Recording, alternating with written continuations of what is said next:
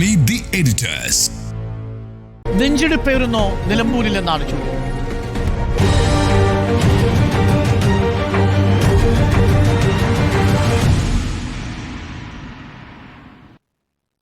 സ്മൃതിയിൽ നിന്ന് തുടങ്ങാം. സ്മൃതി, ഇനി നാളെ കുട്ടിക്കലാശമാണ്.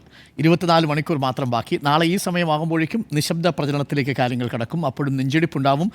മറ്റന്നാൾ വൈകുന്നേരം 5 മണിവരെ പോളിംഗ് അവസാനിക്കുന്നത് വരെ നെഞ്ചിടിപ്പുണ്ടാകുമെന്ന് ഉറപ്പാണ് മുന്നണികൾക്ക്, സ്ഥാനാർത്ഥികൾക്കും ഉണ്ടെന്ന് തോന്നുന്നു. നെഞ്ചിടിപ്പേറുന്നോ? ഉറപ്പായിട്ടും എല്ലാവർക്കും നെഞ്ചിടിപ്പേറുന്നു എന്നുള്ളതാണ്. സാധാരണഗതിയിൽ ഒരു ഉപതെരഞ്ഞെടുപ്പ് അല്ലെങ്കിൽ തെരഞ്ഞെടുപ്പായാൽ തന്നെ പ്രചാരണത്തിൻ്റെ അവസാന മണിക്കൂറുകൾ, അവസാന ദിവസങ്ങളാകുമ്പോഴേക്കും ആർക്കാണ് കൂടുതൽ സാധ്യത എന്നൊരു അനുമാനത്തിലേക്കൊക്കെ എത്താൻ പൊതുവെ കഴിയും. പക്ഷേ നിലമ്പൂരിൽ അങ്ങനെ ഒരു ചിത്രം അവർക്ക് തന്നെ സാധ്യമാകുന്നില്ല എന്നിടത്താണ് നിലമ്പൂർ വ്യത്യസ്തമാകുന്നത്. ഒന്നും ഉറപ്പിച്ചു പറയാൻ ആർക്കും കഴിയാത്തൊരവസ്ഥയുണ്ട്. UDF ആകട്ടെ ഒരു UDF മണ്ഡലമായ സ്ഥലമായതുകൊണ്ട് തന്നെ അവിടെ വളരെ ഈസി വാക്ക് ഓവർ സാധ്യമാകുമെന്ന് അവർ പ്രതീക്ഷിച്ചിരുന്നു. പക്ഷേ കാര്യങ്ങൾ മാറി പറയുന്ന രീതിയിലേക്ക് പിന്നീട് കാര്യങ്ങൾ എത്തുകയായിരുന്നല്ലോ. ആദ്യം കൊണ്ടുവന്ന വിഷയത്തിൽ നിന്നും PV അൻവർ പിന്നീട് എത്തിയ വിഷയം എന്നുള്ളതും, PV അൻവർ 2 മുന്നണിയിൽ നിന്നും വോട്ട് പിടിക്കുമോ അഥവാ ഒരു മുന്നണിയിലെ വോട്ട് മാത്രമാണോ പോവുക, PV അൻവർ ആകുമോ ഇക്കാര്യത്തിൽ അവിടെ നിലമ്പൂരിൽ വിധി നിർണ്ണയിക്കുക എന്ന ചോദ്യം അവിടെ നിൽക്കുന്നു. ആ രൂപത്തിൽ ആ കാര്യങ്ങൾ മാറി. മാത്രമല്ല, ഇപ്പോൾ ജമാഅത്തെ ഇസ്ലാമി എന്നൊരു വിഷയത്തിലേക്ക് കറങ്ങിത്തിരിഞ്ഞ് അതിൽ മാത്രം ഊന്നിക്കാൻ CPM-ന് കഴിഞ്ഞു എന്നുള്ളത് CPM-ന്റെ ഒരു നേട്ടമായി കരുതേണ്ടി വരും. ഈ തെരഞ്ഞെടുപ്പിൽ സ്വരാജ് എന്ന സ്ഥാനാർത്ഥിയെ CPM നിർത്തുമെന്ന് ആരും പ്രതീക്ഷിച്ചിരുന്നില്ല. സാധാരണഗതിയിൽ അങ്ങനെയല്ലല്ലോ സംഭവിക്കാറ്. പക്ഷേ ഒരു CPM സംസ്ഥാന സെക്രട്ടേറിയറ്റ് അംഗത്തെ തന്നെ നിർത്തിക്കൊണ്ട് ഈ തെരഞ്ഞെടുപ്പിൽ നല്ല മത്സരം കാഴ്ചവെക്കുന്നു എന്നൊരു നിലപാടുമായി CPM എത്തുന്നു. അത് PV അൻവർ എന്ത് നിലപാടെടുക്കുന്നു എന്ന് കാത്തുനിന്നതിന് ശേഷമാണ് അങ്ങനെ ഒരു സമീപനത്തിലേക്ക് CPM പോവുകയും ചെയ്തിരിക്കുന്നത്. ഇപ്പുറത്ത് സർക്കാർ വിരുദ്ധ വോട്ടുകൾ ഒന്നിച്ചല്ല എന്നുള്ളതാണ് ഏറ്റവും പ്രധാനപ്പെട്ട വിഷയം. സർക്കാർ വിരുദ്ധ വോട്ടുകൾ പലതായി ചിതറിപ്പോകുന്നു എന്നിടത്താണ് CPM-ന് ഒരു മേൽക്കൈ കിട്ടുമെന്നുള്ള ആത്മവിശ്വാസം അവർക്ക് കിട്ടുന്നത്. അതിനുള്ള ശ്രമമാണ് ഈ അവസാന നിമിഷം അവർ നടത്തിക്കൊണ്ടിരിക്കുന്നത്. ഞങ്ങളിവിടെ വികസനം മാത്രം പറയുന്നു എന്ന പ്രചാരണ ഘട്ടങ്ങളിൽ മാധ്യമങ്ങളോട് പറയുക. പക്ഷേ എല്ലാ സമയവും ജമാഅത്തെ ഇസ്ലാമി എന്ന വോട്ട് ശതമാനത്തിൽ പോലും ഒരു നിർണായക ശക്തിയാകാൻ കഴിയാത്ത ജമാഅത്തെ ഇസ്ലാമിയിലേക്ക് അത് ചുരുക്കുകയാണ്. ജമാഅത്തെ ഇസ്ലാമിക്ക് അത്ര സ്വാധീനമുണ്ടോ? വെൽഫെയർ പാർട്ടി അത്ര വലിയ പാർട്ടിയാണോ? അപ്പോൾ ഒട്ടും വലിപ്പമില്ലാത്തൊരു സംവിധാനത്തെ വലിയൊരു ശക്തിയായി അവതരിപ്പിച്ചുകൊണ്ട്, അല്ലെങ്കിൽ ഒരു വർഗീയ ശക്തി എന്ന രൂപത്തിൽ അതിനെ അവതരിപ്പിച്ചുകൊണ്ട് അവരിവിടെ കാര്യങ്ങൾ നിശ്ചയിക്കുന്നു എന്ന രൂപത്തിൽ പറയുമ്പോൾ അപ്പുറത്ത് UDF-ന് പിന്തുണ നൽകിക്കൊണ്ടിരിക്കുന്ന വോട്ടിൽ ഒരു ചോർത്തൽ നടത്താൻ കഴിയുമോ എന്നുള്ളതാണ് പ്രധാനപ്പെട്ട വിഷയമായി ഉന്നയിക്കുന്നത്. നമുക്ക് അല്പം പിന്നോട്ട് പോവുകയാണെങ്കിൽ നമുക്കറിയാവുന്നതാണ്, ലോക്സഭാ തെരഞ്ഞെടുപ്പിന് തൊട്ട് മുമ്പ് ലീഗുമായി ബന്ധപ്പെട്ട് ലീഗിനെ സ്വാഗതം ചെയ്യുന്ന പ്രതികരണങ്ങൾ CPM-ൽ നിന്നുണ്ടായിട്ടുണ്ട്. EP ജയരാജനിൽ നിന്നടക്കം ആ പ്രതികരണങ്ങൾ നമ്മൾ കണ്ടിട്ടുള്ളതാണ്. പിന്നീട് ലോക്സഭാ തെരഞ്ഞെടുപ്പ് വന്ന ഘട്ടത്തിൽ മുസ്ലിം ന്യൂനപക്ഷവുമായി ബന്ധപ്പെട്ട് കേന്ദ്ര സർക്കാർ എടുക്കുന്ന തെറ്റായ നടപടികൾക്കെതിരെ ഏറ്റവും ശക്തമായി ആദ്യം പ്രതികരിക്കുന്ന ഞങ്ങളാണെന്ന പ്രതീതി സൃഷ്ടിക്കാൻ CPM-ന് കഴിഞ്ഞിട്ടുണ്ട്. ആ രീതിയിൽ പ്രതികരണങ്ങൾ CPM നടത്തി, പ്രതിഷേധങ്ങൾ നടത്തി. അതിൽ ലീഗിൻ്റെ ഭാഗമായിരിക്കുന്ന സമസ്തയിൽ തന്നെ ഒരു ഭാഗത്തെ അടർത്തി മാറ്റിക്കൊണ്ട് അതിൽ പങ്കെടുപ്പിക്കാനും CPM-ന് കഴിഞ്ഞു. അതൊരു നേട്ടമായത്. ന്യൂനപക്ഷത്തിന് ഞങ്ങളാണ് ന്യൂനപക്ഷത്തിൻ്റെ രക്ഷകർ എന്നൊരു പ്രതീതി സൃഷ്ടിക്കാൻ അന്ന് CPM-ന് കഴിഞ്ഞിരുന്നു. പക്ഷേ നിർഭാഗ്യവശാൽ അത് ലോക്സഭാ തെരഞ്ഞെടുപ്പിൽ പ്രതിഫലിച്ചില്ല. അത് വോട്ടായി മാറിയില്ല എന്നുള്ളതാണ്. അവിടുന്ന് നിന്ന് തുടങ്ങുന്നു അടുത്ത നിലപാട്. അപ്പോൾ ന്യൂനപക്ഷ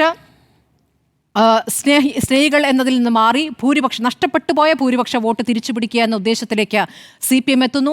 അവിടെ എത്തുമ്പോൾ ലീഗിനെ വേറെ രൂപത്തിൽ അവതരിപ്പിക്കുകയാണ്. അതായത് ലീഗ് എന്ന് പറയുന്നത് മുസ്ലിം ലീഗ് ഒരു വർഗീയ സംവിധാനമായി മാറുന്നു. അവരുടെ കാര്യങ്ങൾ തീരുമാനിക്കുന്ന പോലും ജമാഅത്തെ ഇസ്ലാമിയാണ് എന്ന രൂപത്തിൽ വ്യാഖ്യാനിക്കുന്നു. അത് ആവർത്തിച്ചു പറയുന്നു. ഇപ്പോഴും ലീഗുമായി ബന്ധപ്പെട്ട് അങ്ങനെ പ്രതികരണങ്ങൾ നടത്തുന്നു.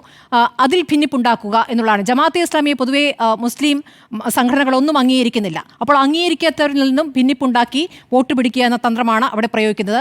ഇനി ജനകീയ വിഷയങ്ങൾ, ഏറ്റവും അധികം സർക്കാർ വിരുദ്ധ വിഷയങ്ങളുള്ള മണ്ഡലമാണ്, ഈ ഏറ്റവും വന്യജീവി ആക്രമണം നേരിടുന്ന മണ്ഡലമാണ്. ആ വിഷയം ശക്തമായി ഉന്നയിക്കാൻ, അത് വോട്ടാക്കി മാറ്റുവാൻ പ്രതിപക്ഷത്തിന് എത്രത്തോളം കഴിയുന്നുണ്ട്? അല്ലെങ്കിൽ പ്രചാരണ വിഷയങ്ങൾ നമ്മൾ കാണുന്നത് ഈ ബൈറ്റുകളാണ്. അതിലപ്പുറം ജനങ്ങളിലേക്ക് ഇറങ്ങിച്ചെന്ന് കുടുംബയോഗങ്ങളിലൊക്കെ നേതാക്കൾ പ്രസംഗിക്കുന്നുണ്ടാകും. എല്ലാ പാർട്ടിയിലെയും അവർ ഉന്നയിക്കുന്ന വിഷയങ്ങൾ എത്രത്തോളം സ്വാധീനം ചെലുത്തുന്നു എന്നുള്ളത് നമ്മളിലേക്ക് ആ രൂപത്തിൽ എത്തുന്നുണ്ടോ എന്ന് സംശയമുണ്ട്. കാരണം മൈക്കുകൾക്ക് മുന്നിൽ ബൈറ്റുകളായി വരുന്ന പ്രതികരണങ്ങളെല്ലാം തന്നെ വർഗീയമാണ് എന്നുള്ളതാണ്. അതിൽ നിലനിർത്തിക്കൊണ്ട് എങ്ങനെ ഭിന്നിപ്പുണ്ടാക്കാം എന്നുള്ളതാണ്. ഇതിൽ CPM-ന് ഒരു വലിയ ഒരു പദ്ധതിയുണ്ട്. ഇത് നിലമ്പൂരിൽ ഒതുങ്ങുന്നതല്ല. ഇപ്പോൾ തെരഞ്ഞെടുപ്പിൽ ജയിച്ചാലും തോറ്റാലും LDF-നെ സംബന്ധിച്ച് വലിയ പ്രശ്നമില്ല. അത് സ്വരാജ് തോറ്റു, ശരി, അത് ഈ തെരഞ്ഞെടുപ്പിൽ തോറ്റു, അത് പോട്ടെ എന്ന നിലയിൽ അവിടെ നിൽക്കും. അത് ഒന്ന് പറഞ്ഞത് അവസാനിക്കും. പക്ഷേ UDF-നെ സംബന്ധിച്ച് അങ്ങനെ ആയിരിക്കില്ല സ്ഥിതി. പല നേതാക്കളുടെയും കാര്യത്തിൽ, മുന്നണിയുടെ കാര്യത്തിൽ തന്നെ പല രൂപത്തിൽ ആ ചർച്ച മാറിയേക്കാനുള്ള സാധ്യത അവിടെ നിൽക്കുന്നു. ഇനി LDF-ൽ നിന്നും അടർത്തി മാറ്റാം എന്ന് ഇപ്പോൾ കരുതിയിരിക്കുന്ന പാർട്ടികളെ പോലും അവരോട് പോലും ഇനി ചർച്ച നടത്താൻ പറ്റാത്ത ഒരു സാഹചര്യം കൂടി ഉണ്ടാകും എന്നുള്ളൊരു വിഷയം അവിടെ നിൽക്കുന്നു. അപ്പോൾ ആ നിരക്ക് UDF-നെ അത് ബാധിക്കും. അൻവറിനെ സംബന്ധിച്ചും ഏറ്റവും നിർണായകമാണ് ഈ തെരഞ്ഞെടുപ്പ്. താൻ ആരാണ്, തൻ്റെ ഇവിടുത്തെ പ്രാധാന്യം എന്താണ് എന്ന് നിശ്ചയിക്കുന്ന ഒരു തെരഞ്ഞെടുപ്പ് കൂടിയായി അൻവറിന് അത് മാറുകയാണ്. അപ്പോൾ CPM കുഴിച്ച കുഴിയിൽ ഒരു ഘട്ടം വരെ പ്രതിപക്ഷ നേതാവ് വീണു എന്നുള്ളൊരു പ്രശ്നം അവിടെ നിൽക്കുന്നു. ജനകീയ വിഷയങ്ങൾ എത്രത്തോളം ഉയർത്താൻ പറ്റി എന്നുള്ള വിഷയം അവിടെ നിൽക്കുന്നു. അപ്പോൾ ആ വിഷയങ്ങൾ അവിടെ ഉണ്ട് എന്നുള്ളത് അത് ജനങ്ങൾ എങ്ങനെ വോട്ടായി വിനിയോഗിക്കുന്നു എന്നുള്ളതാണ് പ്രധാനപ്പെട്ട വിഷയം. ഇതിൽ CPM കുഴിച്ച കുഴി എന്ന് പറഞ്ഞത് എനിക്ക് മനസ്സിലായില്ല. ഈ ജമാഅത്തെ ഇസ്ലാമി ആവർത്തിച്ച് പറയുമ്പോൾ അതിന് മറുപടി പറഞ്ഞു പോവുകയാണ്. അപ്പോഴെന്താണ്, സർക്കാർ വിരുദ്ധ വിഷയങ്ങൾ അവിടെ ഉന്നയിക്കാൻ പറ്റുന്നില്ല. ആ സമയം പോലും ജമാഅത്തേക്ക് മറുപടി പറഞ്ഞു പോവുകയാണ്. അങ്ങനെയാണ്. CPM അല്ലല്ലോ മണ്ഡലത്തിൽ ഉയർത്തുന്നത്. വെൽഫെയർ പാർട്ടി തുറന്ന പിന്തുണ പ്രഖ്യാപിക്കുന്നു UDF-ന്. അപ്പോൾ അതിനോട് നമ്മളാ ചോദിക്കുന്നത്, റിപ്പോർട്ടറിൻ്റെ പ്രതിനിധിയെ ചോദിക്കുന്നത്. ആ ചോദ്യത്തിന് മറുപടി പറയുമ്പോൾ ഇന്നേ വരെ കേരളം കണ്ടിട്ടില്ലാത്ത മറുപടിയല്ലേ VD സതീശൻ നൽകിയത്? ആയിക്കോട്ടെ, VD സതീശന്റെ മറുപടി അബദ്ധമായിരുന്നു പോയെന്ന് നമ്മൾ കഴിഞ്ഞ ദിവസം ചർച്ച ചെയ്തല്ലേ. എന്നൊന്നും പറയേണ്ട കാര്യമില്ല. CPM എങ്ങനെയാ കുഴിക്കുന്നത് ആ കുഴി? അത് VD സതീശൻ എങ്ങനെയാ? VD സതീശൻ പറഞ്ഞതിൽ നിന്നും പിന്നീട് അങ്ങോട്ടുള്ള ദിവസങ്ങളിലെല്ലാം അവിടത്തെ നാടുമായി ബന്ധപ്പെട്ട വിഷയങ്ങളിലേക്ക് കടക്കാതെ ജമാഅത്തെ ഇസ്ലാമി എന്ന ചെറിയ സംവിധാനം, എത്ര വോട്ടുണ്ടവർക്ക്, 4000 വോട്ടാണോ അവിടെ എല്ലാം നിർണ്ണയിക്കുന്നത്? അല്ലല്ലോ. അല്ല, VD സതീശന്റെ നിലപാടെടുത്താൽ VD സതീശനോട് ചോദിക്കും. ഞാൻ പറയുന്നത് എത്രയേ ഉള്ളൂ, ആ കുഴിയിലാണ് വീണത്. അതിന് മറുപടി പറഞ്ഞു പോവുകയാണ്. ഇന്നും MV ഗോവിന്ദൻ ആ വിഷയം ഉന്നയിക്കുന്നു. ഇന്നും രമേശ് ചെന്നിത്തലയ്ക്ക് അതിൽ മറുപടി പറയേണ്ടി വരുന്നു. അപ്പോൾ അവിടുത്തെ മറ്റ് പ്രശ്നങ്ങളിലേക്ക് കിടക്കാൻ പറ്റും. സർക്കാർ വിരുദ്ധ വിഷയങ്ങൾ ഉന്നയിക്കാൻ പറ്റാത്ത വിധത്തിൽ ഇതിന് മറുപടി പറയാനേ അവർക്ക് സമയമില്ലേ? അതാണ് കുഴി. VD സതീശൻ സ്വയം കുഴിച്ച കുഴിയിൽ വീണു എന്ന് പറയാതെ CPM കുഴിച്ച കുഴിയിൽ VD സതീശൻ വീണു എന്ന് പറയുന്നത് എങ്ങനെയാ? എനിക്ക് സംശയം, ഇനി പിണറായി വിജയനാണോ VD സതീശനോട് ഈ സർട്ടിഫിക്കറ്റ് കൊടുക്കാൻ പറഞ്ഞത്? അങ്ങനെയാണെങ്കിലല്ലേ CPM കുഴിച്ച കുഴിയാവുള്ളൂ. അല്ല, അതൊരു ചർച്ചാ വിഷയമാണ്. പക്ഷേ കുഴിയെ കുറിച്ച് വല്ലാത്ത വിഷമമുണ്ടെങ്കിൽ പൊളിറ്റിക്കൽ ഡിബേറ്റിൽ ഞാൻ അഭിപ്രായമാണ് പറഞ്ഞത്. ഞാൻ പറയുന്നത് മറ്റു വിഷയങ്ങളിലേക്ക് കടക്കാൻ പറ്റില്ല എന്നുള്ളതാണ്. ജിമ്മിയുടെ സമയമാണ്. ജിമ്മി നമ്മുടെ ആദ്യമായിട്ട് ബസർ വരുന്നതിന് ഏകദേശം 30 സെക്കൻഡ്സ് കൂടിയുണ്ട്. പ്രേക്ഷകർക്ക് ആ സമയം എന്താണെന്ന് മനസ്സിലായിട്ടുണ്ടാവും. ഇന്നു മുതൽ മീറ്റ് ദ എഡിറ്റേഴ്സിൽ കൃത്യമായ സമയം പാലിക്കുന്നതിനായി ഓരോ എഡിറ്റർമാർക്കും 7 മിനിറ്റ് സമയം നിശ്ചയിച്ച് നൽകിയിട്ടുണ്ട്. എന്റെ 20 സെക്കൻഡ് ബാക്കി. അതാണ് 7 മിനിറ്റ് വീതമായിരിക്കും. അപ്പോൾ നമ്മൾ സംസാരിക്കുക. അതിനിടയിൽ നിർത്തുന്നുണ്ടെങ്കിൽ നമ്മൾ തർക്കത്തിലേക്ക് പോകും. വഴങ്ങുന്നവർക്ക് അതിനിടയിൽ അരുൺ സാർ ഇടപെട്ട 1 മിനിറ്റ് അപ്പോൾ മൈനസ് ചെയ്യും. ഇല്ല, അത് നിർത്തിയതിന് ശേഷമാണ്. ഇപ്പോൾ ബസർ വരും. ആ ബസർ നമുക്കൊന്ന് കാണാം. ഇനി മുതൽ ഇതാണ്, അത് ബസർ തന്നെയായിരുന്നു. Okay, thank you. Buzzer sound. അപ്പോൾ ഇനി നമ്മൾ ജിമ്മിയിലേക്ക് വരികയാണ്. ജിമ്മി, നെഞ്ചിടി പേറുന്നുണ്ടോ? എനിക്കങ്ങനെ തോന്നുന്നില്ല. ഇതുവരെ 1990-കളുടെ തുടക്കത്തിൽ ഈ കുവൈറ്റ് വാർ വന്ന സമയത്ത് EMS ഇലക്ഷൻ ചോദിച്ചൊരു ചോദ്യമുണ്ട്. ഞങ്ങൾ സദാം ഹുസൈനോടൊപ്പം UDF ആർക്കൊപ്പം? ഭയങ്കര രസകരമായൊരു രാഷ്ട്രീയ ചർച്ച നടന്നിരുന്ന ഒരു കാലഘട്ടം. കുറേ വർഷങ്ങൾക്ക് ശേഷം ഇപ്പോൾ പിണറായി വിജയൻ ചോദിക്കുന്നു, ഇസ്രായേൽ പോലെ ഒരു തെമ്മാടി രാഷ്ട്രം, അതിനെ ലോകം എങ്ങനെ സഹിക്കുന്നു? ഞങ്ങളുടെ നിലപാട് ഇതാണ്, UDF-ൻ്റെ നിലപാട് എന്ത്? വളരെ രസകരമായ ഒരു പാരലാണ് ഈ രണ്ട് കാര്യങ്ങൾ. പക്ഷേ അതിനിടയ്ക്ക് ഇത്രയും വർഷം കടന്നുപോയി. ഇനി ഈ മണ്ഡലത്തിൻ്റെ പ്രത്യേകത, ഈ മണ്ഡലം മലപ്പുറം ജില്ലയിൽ മുസ്ലിം ഭൂരിപക്ഷമില്ലാത്ത ഒരേ ഒരു നിയോജക മണ്ഡലമാണ്. ഹിന്ദുക്കൾക്ക് കൂടി വോട്ടുള്ള മണ്ഡലമാണ്. അവിടെ ആര്യാടൻ മുഹമ്മദ് എന്ന മുസ്ലിം ലീഗ് വിരുദ്ധൻ പരസ്യമായി മുസ്ലിം ലീഗിനെ വെല്ലുവിളിക്കുന്ന, മുസ്ലിം ലീഗിനെതിരെ എന്തും നമുക്കറിയാവുന്നതാണ്. ആര്യാടൻ്റെ ഓരോ കാലത്തെ, ഇപ്പം എൻ്റെ ഒരു ഇൻ്റർവ്യൂവിൽ അതിപ്പോൾ കിടന്ന് ഓടുന്നുണ്ട് ഭയങ്കരമായിട്ട്. ആര്യാടൻ മുഹമ്മദ് മുസ്ലിം ലീഗിനെ പരസ്യമായി വെല്ലുവിളിക്കുന്നുണ്ട്. അവരാരാണ്? അവർക്ക് ദേശീയതയെക്കുറിച്ച് എന്ത് നിലപാടാണുള്ളതെന്ന് വരെ ചോദിച്ച ആര്യാടൻ മുഹമ്മദ് സുഖമായി ജയിച്ചു വന്നിരുന്ന കുറേ കാലം. അതാണ് പോയിൻ്റ്. അപ്പോൾ ലീഗിൻ്റെ പിന്തുണയില്ലാതെ, അല്ലെങ്കിൽ ലീഗിൻ്റെ പൂർണ്ണമായ പിന്തുണയില്ലാതെ കോൺഗ്രസ് ജയിച്ചിരുന്ന ഒരു മണ്ഡലമാണ് ഈ പറയുന്ന നിലമ്പൂർ. അവിടെ നിന്ന് ഒരു വ്യത്യാസമുണ്ട്. എന്തായാലും നിലമ്പൂർ തേക്ക് പോലെ ആര്യാടൻ മുഹമ്മദിൻ്റെ അത്രയും വലിയ സ്റ്റേച്ചറൊന്നും ആര്യാടൻ ഷൗക്കത്തിനില്ല. അത് ഞാൻ അംഗീകരിക്കുന്നു, അതൊരു പ്രശ്നമാണ്. പക്ഷേ ആര്യാടൻ ഷൗക്കത്തിൻ്റെ പുരോഗമന വാദം, അതിനെതിരെയുള്ള ക്യാമ്പയിൻ, അദ്ദേഹം എടുത്ത സിനിമ, ഇതെല്ലാം ആര്യാടൻ മുഹമ്മദ് പോലെ ഈ മുസ്ലിം ക്ലർജിയെ, അല്ലെങ്കിൽ അവരുടെ ഒരു മുസ്ലിം ലീഗിൻ്റെ ഒരു മതവാദത്തെയോ എന്ത് വാക്കുവേണമെങ്കിലും ഉപയോഗിക്കാം, അതിനെ സപ്പോർട്ട് ചെയ്യാത്ത ഒരാളാണ് ആര്യാടൻ ഷൗക്കത്ത് നിൽക്കുന്നത്. അത് അയാൾക്ക് പ്ലസ് പോയിൻ്റായി യാഥാസ്ഥിതിക മുസ്ലിം ആ ഒരു പ്ലസ് പോയിൻ്റ് ആര്യാടൻ ഷൗക്കത്തിന് അവിടെ ഉണ്ട്. പക്ഷേ 2008 മണ്ഡല പുനർനിർണയത്തിന് ശേഷമാണ് കാര്യങ്ങൾ മറിയുന്നത്. അതുവരെ വളരെ സുഖമായി ജയിച്ചിരുന്ന ആര്യാടൻ മുഹമ്മദ് 2011 വേർത്താണ് ജയിക്കുന്നത്. 2016 2021 ഇടതുമുന്നണി ആ മണ്ഡലം പിടിക്കുന്നു. PV അൻവറിനെ ഉപയോഗിച്ചാണ്. പക്ഷേ സ്വതന്ത്ര സ്ഥാനാർത്ഥിയായിട്ടാണ്, അരുവാൾ ചുറ്റികയല്ല. ഇങ്ങനെയാണ് ഈ മണ്ഡലത്തിൻ്റെ ഇതുവരെയുള്ള സ്ഥിതി. അവിടെ നിന്ന് ഈ ഇലക്ഷൻ ഫൈറ്റ് ചെയ്യാൻ നിൽക്കുമ്പോൾ CPM ഉയർത്തിയ പ്രധാനപ്പെട്ട ഒരു വാദം, നേരത്തെ കുഴിച്ച കുഴി എന്ന് പറഞ്ഞ സാധനം, ജമാഅത്തെ ഇസ്ലാമിയുടെ വിഷയമെടുത്ത് ഉയർത്തുക എന്നുള്ളതാണ്. ജമാഅത്തെ ഇസ്ലാമി എന്ന് മുതലാണ് UDFന് പിന്തുണ കൊടുത്തു തുടങ്ങിയത്? ഇന്നലെയാണോ? 2019 അതിനുശേഷം 2 പ്രധാനപ്പെട്ട തെരഞ്ഞെടുപ്പുകൾ, 2-3 തദ്ദേശം കൂടെ ചേർത്താൽ 2-3 തെരഞ്ഞെടുപ്പുകൾ നമ്മൾ കണ്ടു കഴിഞ്ഞു. ആ തെരഞ്ഞെടുപ്പുകളിൽ ഒന്നുമില്ലാത്ത ഈ വിഷയം ഇപ്പോൾ ഉന്നയിക്കുന്നതിൻ്റെ പ്രസക്തി എന്താണ്? അത് ഞാൻ വിചാരിക്കുന്നത് ഈ ഇലക്ഷന് വേണ്ടി മാത്രമല്ല, അടുത്ത പൊതു തെരഞ്ഞെടുപ്പിലേക്ക് കൂടിയുള്ള നീട്ടിവലിച്ചുള്ള ഒരു ഏറിയാണ്. മുസ്ലിം ഫണ്ടമെൻ്റലിസ്റ്റെ ഒരു വലിയ ചർച്ചയാക്കി ഇന്നേ വരെ ഇടതുമുന്നണി മാറ്റിയിട്ടില്ല, ഒരു ഇലക്ഷൻ വിഷയമാക്കി മാറ്റിയിട്ടില്ല. പക്ഷേ ഇത്തവണ അതങ്ങനെ ആക്കുന്നു. ഇതൊക്കെ UDFനും പകരം LDFിലേക്ക് ആളുകളുടെ വോട്ടുകളെ കൊണ്ടുവരുമോ എന്നാണ് ചോദിക്കുന്നത്. ഞാൻ കരുതുന്നു അങ്ങനെ ഉണ്ടാകാനുള്ള സാധ്യതയില്ല. 2 പ്രശ്നങ്ങൾ. കഴിഞ്ഞ തവണ 2000 ചെല്ലുവാനും വോട്ടിന് ജയിച്ച PV അൻവർ ഇത്തവണ ഇലക്ഷന് മത്സരിക്കുകയാണ്. PV അൻവർ ചോദിക്കുന്നത് മുഴുവൻ പിണറായി വിജയനെതിരെയുള്ള വോട്ടാണ്. അത് കൃത്യമായി UDFനെ തോൽപ്പിക്കാൻ വേണ്ടി തന്നെയാണ്. PV അൻവറിൻ്റെ ടാർഗറ്റ് ഇപ്പോൾ ഞാൻ വിചാരിക്കുന്നു UDF ആണ്. പക്ഷേ ഒരു തരത്തിലും ജയിക്കാൻ സാധ്യതയില്ലാത്ത PV അൻവറിന് പിണറായി വിരുദ്ധ ആൻറ്റി ഇൻകംബൻസി വോട്ടുകൾ പോകുമോ? നമ്മൾ ഇത്രയും നാൾ ചർച്ച ചെയ്യുമ്പോൾ ഈ ജമാഅത്തെ ഇസ്ലാമി, ഇത് വർഗീയത, മലപ്പുറം ജില്ലയെ ആദ്യം ആരാണുണ്ടാക്കിയത്, അല്ല ആ ജില്ലയ്ക്ക് വേണ്ടി എതിർത്തത് ആരാണ്, ഇതെല്ലാം പറയുമ്പോഴും ഗ്രാസ് റൂട്ട് ലെവൽ ഇതൊക്കെ ചർച്ചയാവുന്നുണ്ടോ? നേരത്തെ സ്മൃതി പറഞ്ഞതുപോലെ ബൈറ്റുകൾക്ക് മുമ്പിൽ നമ്മൾ ചോദിക്കുന്ന ചോദ്യങ്ങൾക്ക് അവർ പറയുന്ന മറുപടിയാണ്. അല്ലാതെ അവർ ഇങ്ങോട്ട് വന്ന് ഞാൻ ഇന്ന് പറയാൻ പോകുന്നത് ഇതാണെന്നല്ല പറഞ്ഞിട്ടുള്ളത്. നിങ്ങൾക്ക് ബൈറ്റ് ചെക്ക് ചെയ്താൽ മനസ്സിലാവും. അങ്ങോട്ടുള്ള ചോദ്യങ്ങൾക്കുള്ള മറുപടിയാണ്. ഗ്രാസ് റൂട്ട് ലെവലിൽ വളരെ കൃത്യമായ ഒരു ആൻറ്റി ഇൻകംബൻസി വർക്ക് ചെയ്യുന്നുണ്ട്. ആ ആൻറ്റി ഇൻകംബൻസി ഒരു പ്രധാനപ്പെട്ട ഘടകം തന്നെയാണ് ഇപ്പോഴും.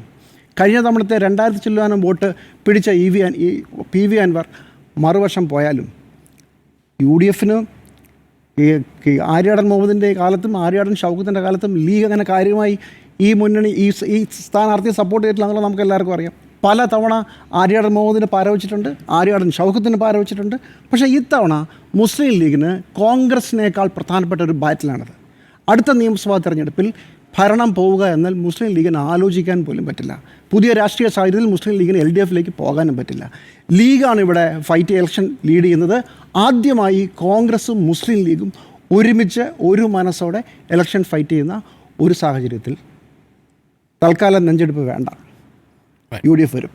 റൈറ്റ്. അപ്പോൾ ഇതൊരു പൊസിഷനാണ്. ആ പൊസിഷനിൽ 2-3 ആർഗ്യുമെൻറ്റുകളൊന്ന് ചോദിക്കുന്നത്, ഈ 2019 മുതൽ UDFന് പിന്തുണ കൊടുത്തിട്ടും അന്ന് ആ തെരഞ്ഞെടുപ്പുകളിലൊക്കെ ചർച്ചാ വിഷയമാക്കുന്നുണ്ടെങ്കിലും പ്രധാന വിഷയമാകാത്തത് അന്നൊന്നും ഇതേപോലെ ഒരു തുറന്ന സർട്ടിഫിക്കറ്റ് ജമാഅത്തെ ഇസ്ലാമിക്ക് കൊടുത്തിട്ടില്ല, VD സതീശൻ കൊടുത്തതുപോലെ. ഇന്നിപ്പോൾ ഇടതുപക്ഷം ചോദിക്കുന്നൊരു ചോദ്യം അതാണ്, VD സതീശൻ കൊടുത്തതുപോലെ ഒരു സർട്ടിഫിക്കറ്റ് എന്തിനായിരുന്നു?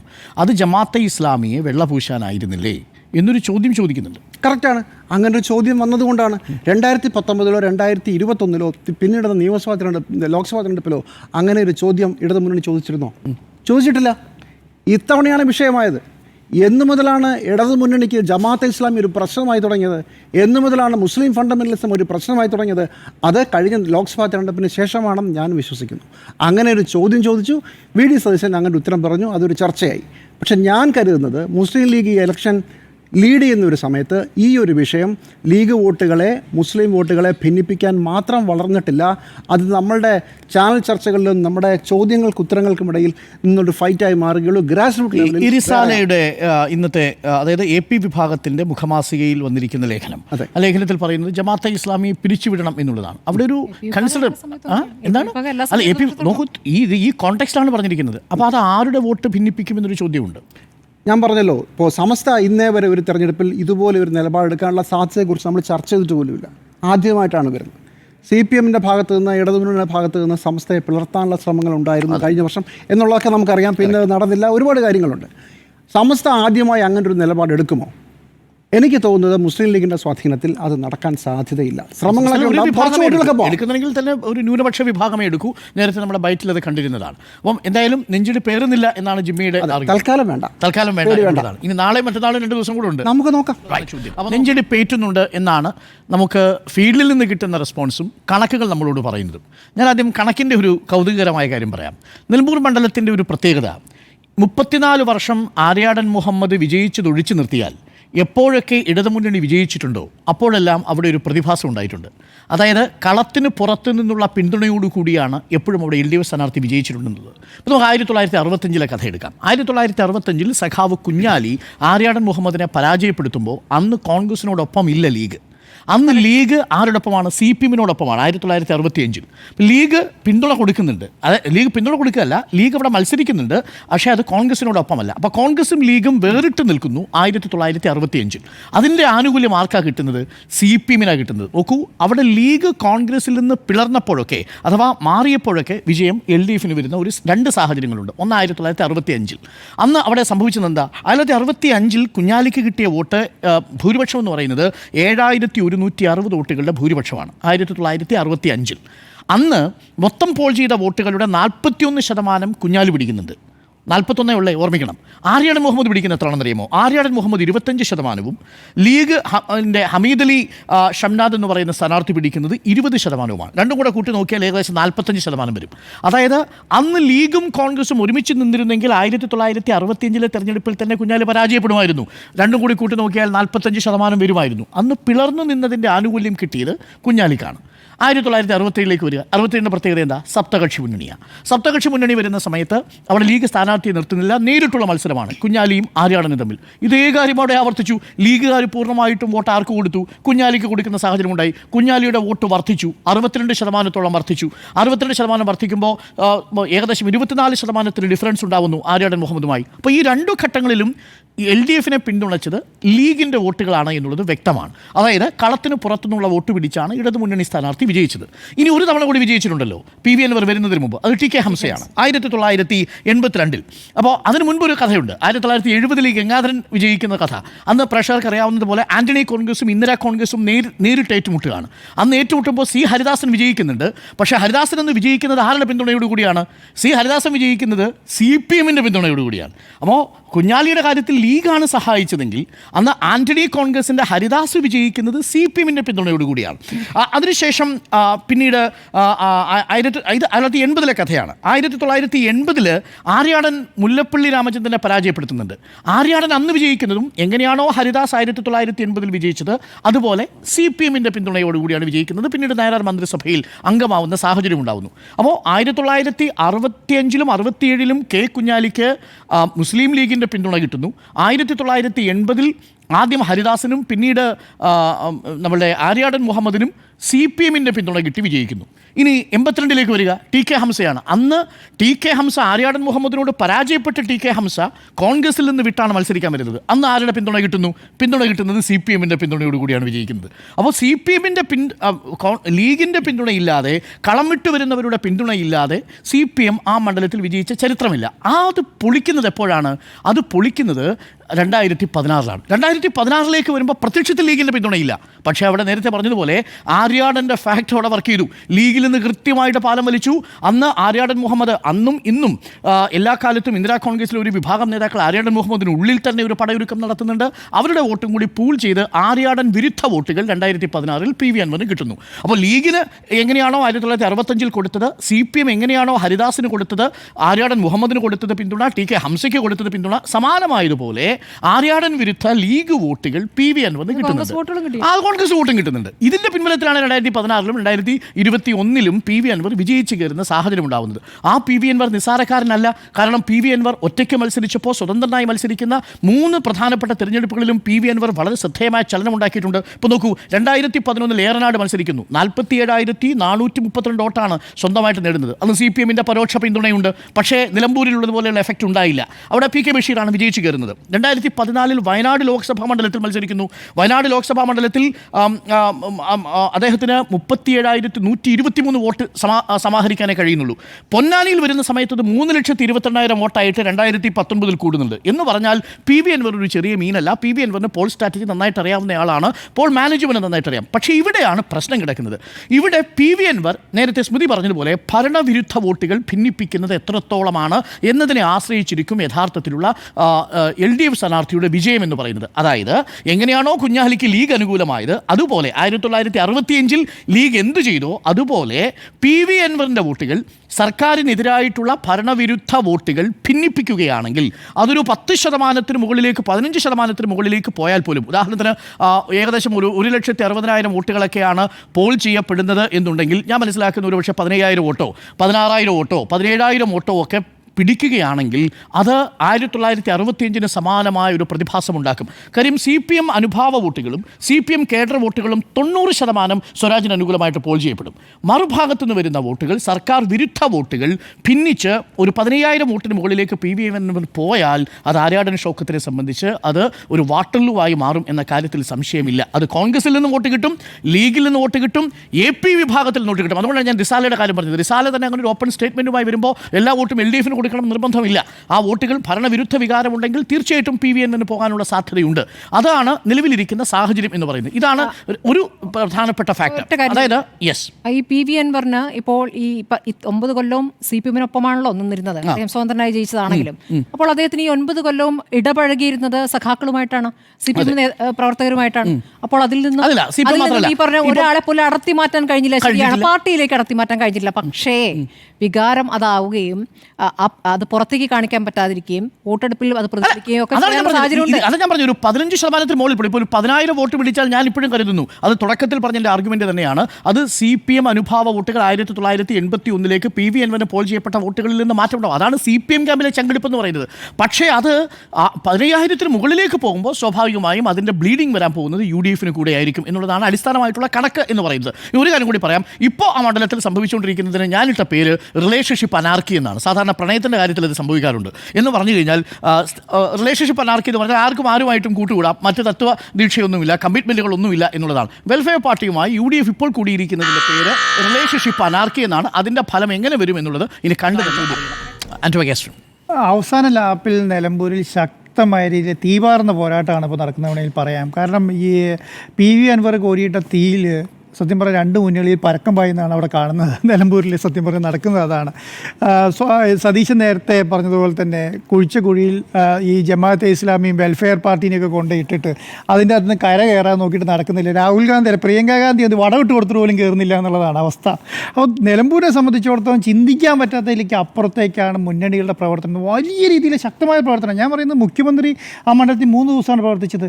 പ്രതിപക്ഷ നേതാവ് എത്ര ദിവസമായി അവിടെ 10-15 ദിവസമായി വീട് കയറി ഇറങ്ങുകയാണ്. എന്നിട്ട് എന്താണ് പറയുന്നത്, നിങ്ങൾ എനിക്ക് ഈ പ്രാവശ്യം സീറ്റ് തരൂ, അടുത്ത പ്രാവശ്യം 2026 100 സീറ്റ് അങ്ങോട്ട് തരാം എന്ന് പറഞ്ഞുകൊണ്ടിരിക്കുകയാണ്. എത്ര ദിവസമായി ഇത് പറയുന്നു, നമുക്ക് ചർച്ചയാവുന്നില്ലല്ലോ അവിടെ.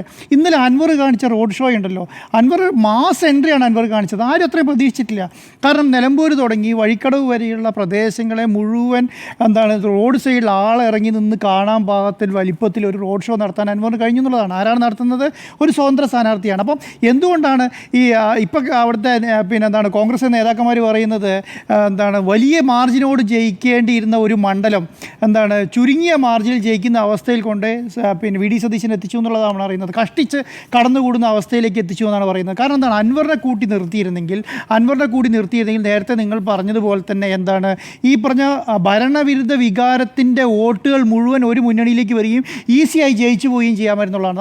അതാണ് ഏറ്റവും പ്രധാനപ്പെട്ട കാര്യം. ഇപ്രാവശ്യം എന്ത് ചെയ്തു? നേരത്തെ നിങ്ങൾ പറഞ്ഞ പോലെ തന്നെയാണ്. എങ്ങനെയാണ് വിരുദ്ധ വികാരത്തിൻ്റെ അനുകൂലമായി കിട്ടുന്ന വോട്ടുകൾ സ്പ്ലിറ്റ് ചെയ്ത് 2ആയി പോയാൽ എന്ത് ചെയ്യും? അൻവറിന് ഒരു ഭാഗം പോയി, ഒന്ന് ഷൗക്കത്തിന് പോയി. ഇങ്ങനെ ആയാൽ ആരാണ് ഭരണമുന്നണി തന്നെ ജയിക്കുക, സ്വരാജ് തന്നെയാണ് ജയിക്കുക എന്നുള്ളതാണ്. എല്ലാ കാലവും അങ്ങനെയാണ് തെളിയിച്ചിട്ടുള്ളത്. അപ്പം ഇപ്രാവശ്യം എന്ത് സംഭവിക്കുന്നു? ഇപ്രാവശ്യം വലിയ രീതിയിൽ ശക്തമായ രീതിയിൽ മുന്നേറേണ്ട പാർട്ടികൾ ഈ പറഞ്ഞ ജമാഅത്തെ ഇസ്ലാമീൻ്റെ പ്രശ്നങ്ങൾ പറഞ്ഞിട്ടും വർഗീയത പറഞ്ഞിട്ടും മലപ്പുറം പരാമർശം പറഞ്ഞിട്ടും പെൻഷൻ വിഷയം പറഞ്ഞിട്ടും ജനങ്ങളുടെ വോട്ട് പിടിക്കേണ്ട അവസ്ഥയിൽ നിന്നും ജനകീയ പ്രശ്നങ്ങളിൽ വോട്ട് പിടിക്കേണ്ട അവസ്ഥയിൽ നിന്ന് മാറിപ്പോയി എന്നുള്ളതാണ്. അത് തിരിച്ചു കൊണ്ടുവരാൻ പറ്റിയിട്ടില്ല. ഈ സമയം വരെ UDFന് ജനങ്ങളുടെ വിഷയങ്ങൾ എടുത്ത് മുന്നോട്ട് വരാൻ കഴിയുന്നില്ല. നാളത്തോടുകൂടി തീരുകയാണ്. നാളെ വൈകുന്നേരം കൂടി ഈ ഒരു ബൈ ഇലക്ഷൻ തീരുകയാണ്. സാധാരണ ബൈ ഇലക്ഷൻ എന്ന് പറയുന്നത് 9 വർഷം ഒരു മുന്നണി ഭരിക്കുന്നു. ആ 9 വർഷം ആ മുന്നണി ഭരിച്ചാൽ അതിന് മറുപടി കൊടുക്കേണ്ട മാസങ്ങളല്ലേ, ഇലക്ഷനല്ലേ ബൈ ഇലക്ഷൻ എന്ന് പറയുന്നത്. അതൊന്താണ് മൂന്നാമത്തെ ഇലക്ഷനെ തൊട്ട് മുൻപുള്ള ബൈ ഇലക്ഷൻ എന്ന് പറയുന്നത്. 9 വർഷം ഈ ഭരണ മുന്നണി ഈ കേരളത്തിലെ ജനങ്ങളോട് ചെയ്ത കാര്യങ്ങളെ അക്കമിട്ട് നിരത്താൻ കഴിയണമായിരുന്നു. കോൺഗ്രസ്സിന് കഴിയുന്ന അതിലൊരു പ്രശ്നമുണ്ട്. അങ്ങനെ ഒരു അക്കമിട്ട് ഒരു പ്രശ്നം ഉന്നയിക്കണമെങ്കിൽ അതിന് മുൻപ് അതിനനുസരിച്ചുള്ള ഒരു സമരം നടത്തണമായിരുന്നു. ഈ കഴിഞ്ഞ 9 വർഷമായി കേരളം ചർച്ച ചെയ്യുന്ന ഒരു സമരം പോലും ഈ പറഞ്ഞ കോൺഗ്രസ് നടത്തിയിട്ടില്ല എന്നുള്ളതാണ്. അതുകൊണ്ടാണ് ഇപ്പോൾ അവർക്ക് മിണ്ടാൻ പറ്റാത്തത്. നിങ്ങൾ ഇന്ന വിഷയം പറഞ്ഞാൽ ആ വിഷയത്തിന് കോൺഗ്രസ് സമരം നടത്തിയിട്ടുണ്ട്. ഇപ്പോൾ ആശാ വർക്കർമാരുടെ കാര്യമാണല്ലോ വലിയ കാര്യമായിട്ട് പറയുന്നത്. ആശാ വർക്കർമാരുടെ കൂടെ നിന്ന് കോൺഗ്രസ് സമരം നടത്തിയോ? ഏതെങ്കിലും ഒരു ബഹുറ റാലി നടന്നു കണ്ടോ? ഒരു സംവിധാനം ഏതെങ്കിലും കണ്ടോ? ആകെ കണ്ടത് നമ്മുടെ ഖുറാനിലെ സ്വർണവും പിന്നെ എന്താണ് ഈത്തപ്പഴത്തിലെ സ്വർണ്ണമൊക്കെ ആയിരുന്നു. അതൊക്കെ പൊട്ടിപ്പൊളിഞ്ഞ് പാളീസായി. അതിനുശേഷം വലിയ രീതിയിൽ ഒരു സമരവും നടത്തിയിട്ടില്ലെന്നാണ്. കഴിഞ്ഞ 4 വർഷം ഈ സമയം വരെ വലിയ രീതിയിൽ സമരം നടത്താൻ കോൺഗ്രസ് കഴിഞ്ഞു. അതുകൊണ്ടാണ് ഇപ്രാവശ്യം ഈ ജനകീയ വിഷയങ്ങളെ ഉന്നയിച്ചുകൊണ്ട് കോൺഗ്രസിന് മുന്നോട്ട് പോയി കാര്യങ്ങൾ പറയാൻ പറ്റാത്ത അവസ്ഥയിലേക്ക് വന്നത്. അതുകൊണ്ട് അല്ലായിരുന്നെങ്കിൽ ഈ സമയത്ത് ആയിരക്കണക്കിന് വിഷയങ്ങൾ ഉണ്ടാവില്ലായിരുന്നോ? ഒരു വിഷയം പോലും കോൺഗ്രസിന് പറ്റുന്നില്ല. ഇടയ്ക്ക് വീണ് കിട്ടിയതായിരുന്നു നമ്മുടെ ഈ ഹൈവേൻ്റെ ഇഷ്യൂ, അതും പോയി. അതുപോലും മുന്നോട്ട് കൊണ്ടുപോകാൻ പറ്റുന്നില്ല എന്നുള്ളതാണ്. അപ്പോൾ എല്ലാ കാര്യങ്ങളിലും പിന്നോട്ടടിക്കാനുള്ള കാരണം എന്താണ്? ഇവർ സമരം നടത്തിയിട്ടില്ല, ഇവർ സർക്കാരിനെതിരെ സമരം നടത്താൻ ഇവർ കഴിഞ്ഞിട്ടില്ല, അല്ലെങ്കിൽ സർക്കാരിൻ്റെ ഭാഗത്തുനിന്ന് വീഴ്ചകളെ ചൂണ്ടിക്കാട്ടാൻ പ്രതിപക്ഷത്തിന് കഴിഞ്ഞിട്ടില്ല എന്നുള്ളതാണ്. അപ്പോൾ ഞാൻ വിചാരിക്കുന്നത് എന്താണെന്നറിയോ, ഈ പ്രതിപക്ഷത്തെയും ഭരണപക്ഷത്തെയും വിലയിരുത്തുന്ന ഒരു ഇലക്ഷനാണ് അവിടെ നടക്കുന്നുള്ളതാണ്. പ്രതിപക്ഷം ഏത് രീതിയിൽ പ്രവർത്തിച്ചു, ഭരണപക്ഷം ഏത് രീതിയിൽ പ്രവർത്തിക്കുന്നു, പ്രതിപക്ഷത്തിൻ്റെ ഭാഗത്ത് എന്തൊക്കെ വീഴ്ചയുണ്ടായിട്ടുണ്ട്, ഭരണപക്ഷത്തിൻ്റെ ഭാഗത്ത് എന്തൊക്കെ വീഴ്ചയുണ്ടായിട്ടുണ്ട്, ഇതിൻ്റെ എല്ലാം ചൂണ്ടിക്കാണിക്കുന്ന ഒരു വിലയിരുത്തലായിരിക്കും ഇപ്പോൾ വർഷം നടക്കുക എന്നുള്ളതാണ്. മാത്രമല്ല അവിടെ നടക്കാൻ പോകുന്ന ഏറ്റവും വലിയ പ്രധാനപ്പെട്ട കാര്യം എന്ന് പറയുന്നത് അവിടെ മതാടിസ്ഥാനത്തിലുള്ള വോട്ടുകൾ എങ്ങനെ ഭിന്നിക്കുമെന്നുള്ളതാണ്. അവിടെ PV അൻവർ ഉന്നയിച്ച ഒരു പ്രധാനപ്പെട്ട കാര്യമുണ്ട്. മലയോര കർഷകനെ അല്ലെ മലയോര ക്രിസ്ത്യാനിനെ സ്ഥാനാർത്ഥിയാക്കണം, വി ജോയിനെ സ്ഥാനാർത്ഥിയാക്കണമെന്ന് പറഞ്ഞു. ഈ സമയം വരെ വി ജോയിനെ സ്ഥാനാർത്ഥിയാക്കാൻ വേണ്ടിയിട്ട് ഇന്നും PV അൻവർ പറഞ്ഞുകൊണ്ടിരിക്കുകയാണ് വി ജോയിനെ സ്ഥാനാർത്ഥിയാക്കേണ്ടതെന്ന്. അപ്പം അങ്ങനെ ഒരു ക്രിസ്ത്യൻ സ്ഥാനാർത്ഥി വേണമെന്ന് പറഞ്ഞ ക്രിസ്ത്യാനികൾ ആർക്കാണ് ഇപ്രാവശ്യം വോട്ട് ചെയ്യേണ്ടത്? കോൺഗ്രസിന് വോട്ട് ചെയ്യണോ LDFന് വോട്ട് ചെയ്യണോ? അവർക്ക് ആരുടെ ഭാഗത്ത് നിൽക്കണം എന്നുള്ള കാര്യത്തെക്കുറിച്ച് പറയാൻ പറ്റുന്നില്ല. അതുകൊണ്ടാണ് പറയുന്നത് മലയോര കർഷകരായി എനിക്ക് വോട്ട് ചെയ്യാൻ PV അൻവർ പറഞ്ഞുകൊണ്ടിരിക്കുന്നത്. അന്ന് VS ജോയിക്ക് വോട്ട് ചെയ്യാൻ പറഞ്ഞ ആളുടെ വോട്ട് എനിക്ക് ചെയ്യണം എന്നാണ് ഇപ്പോൾ PV അൻവർ പറഞ്ഞുകൊണ്ടിരിക്കുന്നത്. ഒന്നാമത്തെ പ്രശ്നം. രണ്ടാമത്തെ പ്രശ്നം, ഈ ലീഗിൻ്റെ കൂടെ UDFിൻ്റെ കൂടെ നിന്ന് ശക്തമായ രീതിയിൽ പ്രവർത്തിക്കുന്ന സമയത്ത് നിലമ്പൂരിലെ ലീഗ് ഒരിക്കലും ആര്യാട മുഹമ്മദിനെയോ ആര്യാട ഷൗക്കത്തിനെയോ സപ്പോർട്ട് ചെയ്ത് പോയിട്ടില്ല. കാരണം അതൊരു ലീഗ് കോൺഗ്രസ് പ്രശ്നം നടക്കുന്ന മലപ്പുറം ജില്ലയിലെ ഏക മണ്ഡലം അതാണ്. അവിടെ ലീഗ് എന്ന് പറയുന്നത് ഒരു സമയം വരെ വളരെ ന്യൂനപക്ഷമായി നിൽക്കുകയും കോൺഗ്രസ് അവിടെ ഭൂരിപക്ഷമായി നിൽക്കുന്ന സ്ഥലമായിരുന്നു അത്. ഇപ്പോഴാണ് ലീഗിനെ അവിടെ കുറച്ച് ശക്തി പാർപ്പിക്കുകയും ഈ പറയുന്ന കോൺഗ്രസിനോട് ഒപ്പം നിൽക്കുകയും ചെയ്തിട്ടുള്ളത്. അപ്പം ഈ സമയത്ത് പോലും എന്ത് സംഭവിക്കുന്നില്ല, ലീഗ് കോൺഗ്രസ് പ്രശ്നം തീർക്കാൻ വേണ്ടിയിട്ട് അവർ പ്രവർത്തിച്ചിട്ടില്ല എന്നുള്ളത് മാത്രമല്ല, പ്രവർത്തിക്കുന്നതിന് മാത്രമല്ല പ്രശ്നം, ആ ലീഗിൻ്റെ വോട്ടുകൾ ആര്യാട ഷൗക്കത്തിന് വരുമോ ഇല്ലയോ എന്നുള്ളത് ഒരു നേതാവിനും പറയാൻ പറ്റുന്നില്ലാത്ത അവസ്ഥയുള്ളത്. അപ്പം ഈ കഷ്ടിച്ച് കടന്നുകൂടാൻ വേണ്ടിയിട്ട് ഇപ്പോൾ കോൺഗ്രസ് എടുക്കുന്ന പണി എന്നുള്ളതാണ് അവിടെ നടക്കുന്നത് എന്നുള്ളതാണ് ഏറ്റവും പ്രധാനപ്പെട്ട കാര്യം. ഒരു കാര്യത്തോടെ ഞാൻ പറഞ്ഞ് അവസാനിപ്പിക്കാം. ഈ നിലമ്പൂരിനെ സംബന്ധിച്ചിടത്തോളം മലയോര കർഷകരുടെയും ആദിവാസി 10% കേട്ടോ അവിടെ ആദിവാസി പിന്നോക്ക വോട്ടുള്ളത്. ആ 10% വോട്ടൊക്കെ ഏത് രീതിയിൽ, അതൊക്കെ ആര്യാടൻ മുഹമ്മദിൻ്റെ കാലത്തും ആര്യാടൻ മുഹമ്മദ് കൈയടക്കി വെച്ചിരുന്ന വോട്ടാണ് ഈ 10% വോട്ട്. ഇപ്രാവശ്യം എന്ത് ചെയ്തത്, കഴിഞ്ഞ 9 വർഷമായിട്ട് അവിടെ വർക്ക് ചെയ്തിട്ടുള്ള ആളെന്ന് പറയുന്നത് MLA എന്ന് പറഞ്ഞാൽ PV അൻവറാണ്. PV അൻവർ അവിടുത്തെ ഓരോ കോളനികളും അതുപോലെ ഓരോ വീടുകളും നല്ല രീതിയിൽ അറിയാം. അപ്പോൾ ആ വോട്ടുകളൊക്കെ എങ്ങോട്ട് പോകും എന്നുള്ള കാര്യത്തെക്കുറിച്ചിട്ടൊന്നും ഇപ്പം ആർക്കും ഒരു ധാരണയില്ല എന്നുള്ളതാണ്. പല കോൺഗ്രസ് നേതാക്കന്മാരും പറയുന്നത് എങ്ങനെയാണ്, എത്ര വോട്ട് കിട്ടും എന്നുള്ള കാര്യത്തെക്കുറിച്ച്, അൻവറിന് എത്ര വോട്ട് കിട്ടും എന്ന് പറഞ്ഞിട്ടുള്ളത് ഞങ്ങൾക്കറിയില്ല എന്നുള്ളതാണ്. അപ്പോൾ 10,000 പറഞ്ഞ കോൺഗ്രസ്സുകാർ ഈ പറയുന്ന റോഡ് ഷോ കഴിഞ്ഞപ്പോൾ 20,000 ഉയർത്തി 25,000 വരെ പോവാം എന്നുള്ളതാണ്. അപ്പോൾ ഏകദേശം 20% വോട്ട് അവിടെ കിടിക്കുകയാണുണ്ടല്ലോ, 30,000 മേലെ പോകും. 1,60,000 വോട്ടാണ് അവിടെ മൊത്തം പോൾ ചെയ്യുന്നതെങ്കിൽ 20% വോട്ട് പിടിച്ചാൽ തന്നെ 30,000 മേലേക്ക് പോകുന്നുള്ളതാണ്. അപ്പോൾ 20% വോട്ട് പിടിക്കാനൊക്കെ അൻവറിന് കഴിയുക എന്ന് പറഞ്ഞാൽ വലിയ മാറ്റം അവിടെ ഉണ്ടാകും. പിന്നെ അവിടെ ത്രികോണ മത്സരമാണ്. ആ ത്രികോണ മത്സരത്തെ ബാധിക്കുക എന്ന് പറയുന്നത് ഒരിക്കലും LDFനെ ബാധിക്കുന്നത് ഞാൻ വിചാരിക്കുന്നില്ല. കാരണം 1% വരെ, ഇപ്പോൾ 20% വോട്ട് പിടിക്കുകയാണെങ്കിൽ ഒരു 5% LDFൻ്റെ പിടിച്ചു എന്ന് വെച്ചോളൂ. എന്നാലും പിടിക്കാൻ പോകുന്നത് 15% കോൺഗ്രസിൻ്റെ ആയിരിക്കും. അതുകൊണ്ട് ഏത് രീതിയിലാണ് അവിടെ നടക്കുക എന്നുള്ള കാര്യത്തെക്കുറിച്ച് ഒരു ധാരണയില്ല. ഇപ്പോഴത്തെ സിറ്റുവേഷനിൽ അൻവറിനും അവിടെ സ്പേസ് ഉണ്ട്, UDFന് സ്പേസ് ഉണ്ട്, LDFന് സ്പേസ് ഉണ്ട്. ആരുടെ കൂടെ നിൽക്കും എന്നുള്ള കാര്യത്തിന് ഒരു ഉറപ്പില്ല എന്നുള്ളതാണ് എൻ്റെ ഒരു അഭിപ്രായം.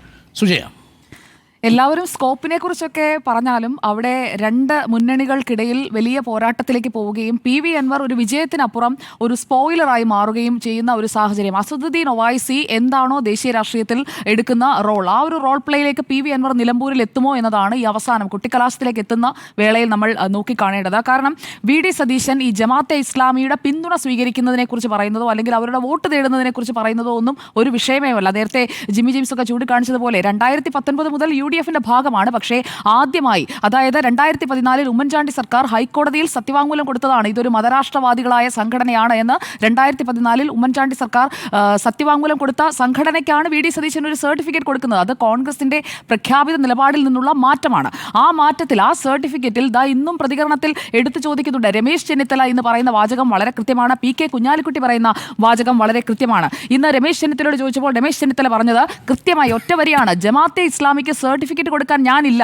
അതായത് സർട്ടിഫിക്കറ്റ് നേരത്തെ ഒപ്പിട്ട് കൊടുത്തയാളുടെ സർട്ടിഫിക്കറ്റ് അത് അയാളുടെ മാത്രം സർട്ടിഫിക്കറ്റ് ആണ്, UDFന്റെയോ കോൺഗ്രസിന്റെയോ സർട്ടിഫിക്കറ്റ് അല്ല എന്ന് രമേശ് ചെന്നിത്തല പറഞ്ഞു വെക്കുകയാണ്. രമേശ് ചെന്നിത്തലയെ ഞാൻ കോട്ട് ചെയ്യാൻ കാരണം, UDF 2026 അധികാരത്തിലേക്ക് വരികയാണെങ്കിൽ മുഖ്യമന്ത്രി സ്ഥാനത്തേക്കുള്ള UDFലെ പ്രധാനപ്പെട്ട ആളുകളായി ഉയർത്തിക്കാട്ടുന്നതിൽ ഒരാൾ വി ഡി സതീശൻ ഒപ്പം തന്നെ, അല്ലെങ്കിൽ അതിനേക്കാൾ കൂടുതൽ ഉയർത്തിക്കാട്ടുന്ന, അല്ലെങ്കിൽ അതിനായി കൂടുതൽ ആക്റ്റീവായി ഇപ്പോൾ ഒരു റോള് കേരള രാഷ്ട്രീയത്തിൽ ഞാനും അതിന് യോഗ്യനാണ്, ലീഗിന്റെ അടക്കം പിന്തുണ എനിക്കാണ് എന്ന് സ്ഥാപിച്ചുകൊണ്ടിരിക്കുന്ന രമേശ് ചെന്നിത്തല പറയുന്നു ജമാഅത്തെ ഇസ്ലാമിക്ക് സർട്ടിഫിക്കറ്റ് കൊടുക്കാൻ ഞാനില്ല എന്ന്. അതുപോലെ തന്നെയാണ് KC വേണുഗോപാലിന്റെ ഈ തെരഞ്ഞെടുപ്പിലെ സാന്നിധ്യം. എല്ലാവരും 2026 മുഖ്യമന്ത്രി കുപ്പായം തയ്പ്പിച്ചു വെച്ച് കാത്തിരിക്കുന്നവരാണ്. ഈ 3 പേരുടെ പേര് ഞാൻ പറഞ്ഞു എന്നേ ഉള്ളൂ. ഇപ്പോൾ ഇത്രയും പേർ ഇങ്ങനെ ഈ ഒരു കാര്യത്തിനായി, അതായത് അധികാരത്തിലേക്ക് എത്തുക, നേരത്തെ താങ്കൾ സൂചിപ്പിച്ചതുപോലെ ലീഗിനെ ഇനി അധികാരമില്ലാതെ പ്രതിപക്ഷത്തിരുന്നിട്ട് ഒരു കാര്യവുമില്ല. LDFലേക്ക് പോകുന്നതിനെ കുറിച്ചുള്ള ആലോചനകൾ ഒരു കാലത്ത് മതേതര പാർട്ടികളാണ്, അല്ലെങ്കിൽ ലീഗ് എന്ന് പറഞ്ഞു കഴിഞ്ഞാൽ ജനാധിപത്യമുള്ള പാർട്ടിയാണ് എന്നൊക്കെ പാർട്ടി സെക്രട്ടറി അടക്കം ലീഗിനെ പറഞ്ഞിട്ടുണ്ടെങ്കിലും LDFുമായി ചേരുന്നതിനപ്പുറം UDF എന്ന സംവിധാനം അധികാരത്തിലേക്ക് എത്തുക, ഉപമുഖ്യമന്ത്രി വരെയാകാൻ PK കുഞ്ഞാലിക്കുട്ടി ആഗ്രഹിക്കുന്നുണ്ടാകാം, അല്ലെങ്കിൽ ലീഗിനൊരു മുഖ്യമന്ത്രി സ്ഥാനം എന്നതൊക്കെ